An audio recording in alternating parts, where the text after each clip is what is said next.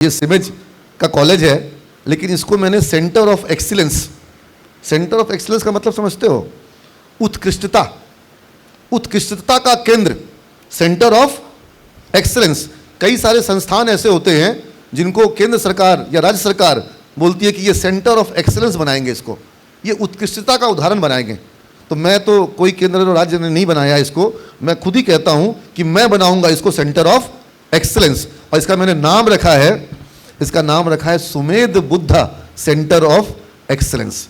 सुमेध बुद्ध, आपने गौतम बुद्ध के बारे में सुना होगा, कहानी सुन लो। गौतम बुद्ध के बारे में सुने हो, सुमेध बुद्ध के बारे में सुने हो? सुमेध बुद्ध युवा थे, नौजवान, और उनको जीवन में ज्ञान प्राप्ति का, जैसे बुद्ध को मन में भाव आया वैसे ही उनके मन में आया। लेकिन सुमेध बुद्ध जो थे वो बिल्कुल गांव में किसान पुत्र थे। उनको एक गुरु मिले, उनके गुरु का नाम था दीपांकर बुद्ध। दीपांकर बुद्ध, दीपांकर बुद्ध कहते हैं कि बुद्ध की जो अवतार श्रृंखला है, तो पहले बुद्ध जो हुए वो उनका नाम था दीपांकर बुद्ध, ठीक है। तो सुमेध उनके शिष्य थे। एक बार जहाँ दीपांकर बुद्ध कहीं जा रहे थे, वहाँ रास्ते में बड़ा कीचड़ था। तो दीपांकर बुद्ध ने क्या, सुमेध बुद्ध ने क्या किया कि उनके बाल लंबे थे, उन्होंने अपने पूरे बाल जमीन पर बिछा दिए, लेट गए, और गुरु से बोले कि आप मेरे केश के ऊपर पांव रखिए ताकि आपके पैर में कीचड़ ना लगे।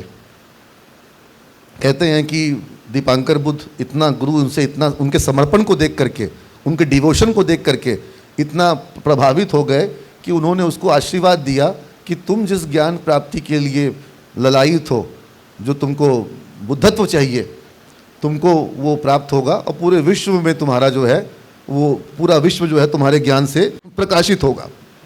और सुमेध बुद्ध अगले अवतार में कहते हैं, जो उनका अगला अवतार हुआ, वो पूरे विश्व में आज सबसे बड़े कोई गुरु माने जाते हैं तो वो गौतम बुद्ध माने जाते हैं। तो सुमेध बुद्ध का ही अवतार क्या हुआ?